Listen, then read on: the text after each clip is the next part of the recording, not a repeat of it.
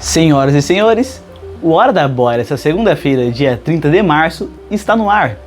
A entrevistada de hoje é Pamela Dias, professora e mestranda em História pela Unicamp, Universidade Estadual de Campinas. Ela fala sobre sua pesquisa relacionada às reivindicações e a atuação das mulheres trabalhadoras nas décadas de 70 e 80. Veja na íntegra.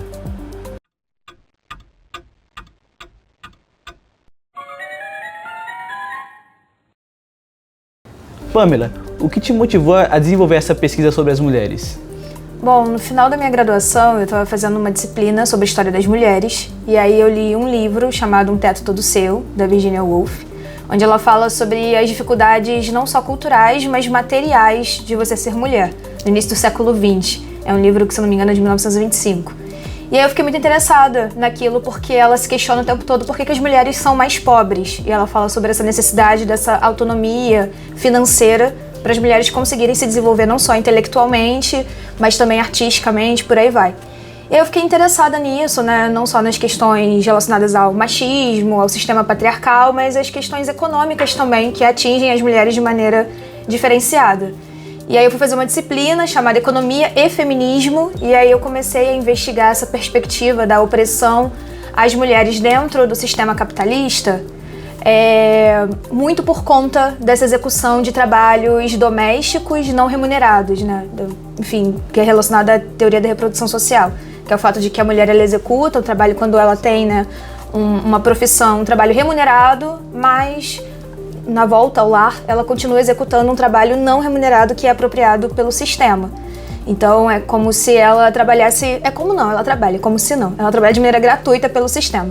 E eu falei, nossa, eu quero investigar isso. Eu fiz uma monografia sobre os movimentos feministas na Argentina, reivindicando políticas públicas relacionadas a cuidados. E aí, agora no mestrado, eu estudo as reivindicações das trabalhadoras na Grande São Paulo, no final da década de 70, começo em 78 e vou até 88, ao longo da década de 80, relacionadas a questões não só reprodutivas, né, a essa conciliação com a dupla e tripla jornada, mas também a direitos relacionados a esses cuidados. Então, acesso à creche, uma licença maternidade maior, questões relacionadas também à discriminação na contratação de mulheres casadas ou à demissão de mulheres que engravidavam.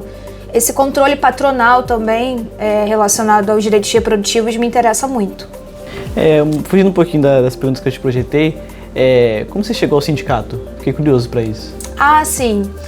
Quando eu escrevi meu projeto de pesquisa, eu conversei com o meu professor quais seriam os melhores arquivos, né, os melhores lugares para eu visitar, para eu coletar essas fontes, né?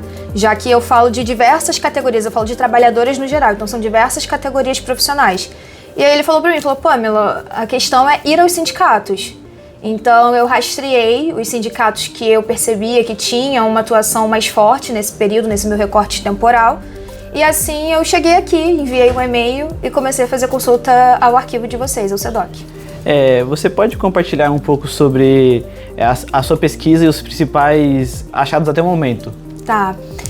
Os principais achados. Eu comecei com essa ideia de entender as reivindicações das mulheres relacionadas ao trabalho reprodutivo. Então, por exemplo, eu começo com o ano de 1978, porque é o ano em que ocorre o primeiro congresso voltado a um público de uma categoria específica feminino, que é o primeiro congresso das trabalhadoras da indústria metalúrgica de São Bernardo do Campo e Diadema.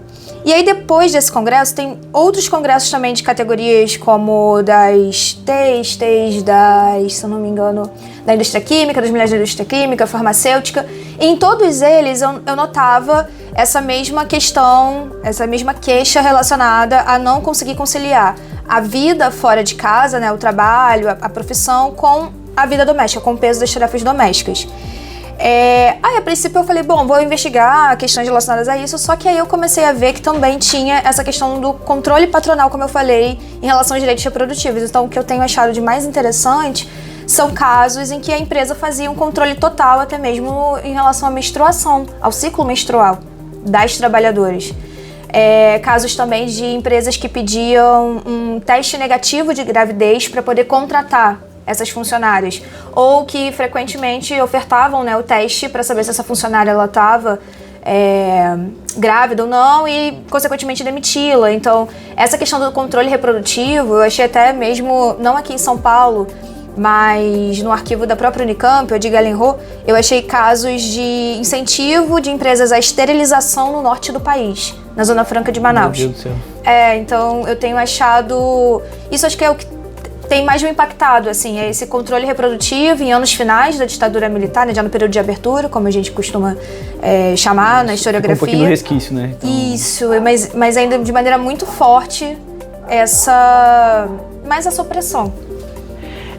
E para finalizar, na sua pesquisa, você pode falar outros momentos marcantes de mulheres, depoimentos que você pegou? Eu acho que até o momento a entrevista que mais me marcou foi com uma trabalhadora da Toco, do Brasil, uma empresa que eu não sabia até entrevistá-la, que contratava crianças, né? Assim, adolescentes. Hoje em dia, de acordo com o Estatuto da Criança e do Adolescente, a partir de 12 anos já é adolescente. Mas meninas entre 12 e 17 anos. Então era basicamente uma empresa, né, de crianças. Nesse período que você está pesquisando, né? Sim, entre a década de 70 e os anos 80. Isso me impactou, eu não tinha achado nada sobre isso em nenhuma documentação. Mas depois, curiosamente, eu notei, olha como as coisas são. Às vezes você olha para a imagem, mas você não vê. Eu já tinha visto uma imagem dessa fábrica, né, de jovens, assim, na frente dessa fábrica, mas eu não tinha reparado que eram crianças. Até entrevistar essa trabalhadora que atuou lá e me relatou essa situação. Inclusive que quando algumas jovens completavam 18 anos, já eram consideradas velhas e demitidas. Quando eu olhei bem pra foto assim, eu falei, nossa, realmente são todas crianças que estão presentes aqui. Então era uma fábrica de crianças. E isso me impactou muito porque, como historiadora, eu sei que era comum, logo no começo da industrialização no Brasil, você pegar crianças órfãs, as famosas desvalidas, né, pro trabalho industrial. Mas isso ali, final do século XIX, início do XX.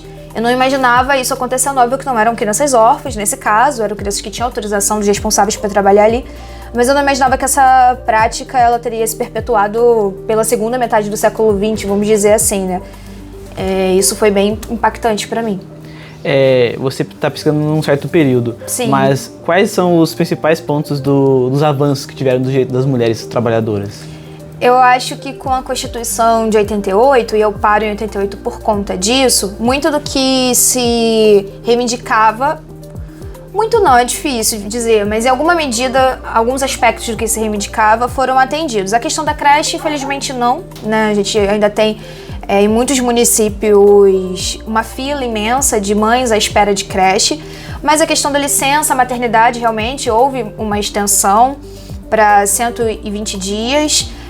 A discriminação em relação à questão salarial, ela veio agora, em 2022, já era previsto na CLT desde 43, mas enfim, só em 2022 a gente teve uma lei, enfim, um debate, né, findado, vamos dizer assim, em relação a você pagar o mesmo para homens e mulheres na mesma profissão. Agora a gente teve também mais recentemente, mês passado, se eu não me engano, a aprovação de uma extensão na licença paternidade. Sim. Então eu acho que... Foi aprovada no Senado, mas vai para a sanção presidencial. Isso, o que eu acho uma pena é só que vai ser gradual, né? Sim, ela não vai ser imediata. Isso, não vai ser imediata, cada ano a gente vai ter alguns dias a mais. Mas eu acho que tudo isso começa lá atrás, a partir desse movimento dos trabalhadores e da Constituinte. Ainda que muita coisa não tenha sido contemplada pós-Constituinte na Constituição, acho que a sementinha ficou ali. Faltam algumas coisas também, né? Mas enfim. É isso aí, estamos na luta para conseguir mais direitos para as mulheres que merecem, né? Com certeza. Mas isso aí, muito obrigado. Obrigada.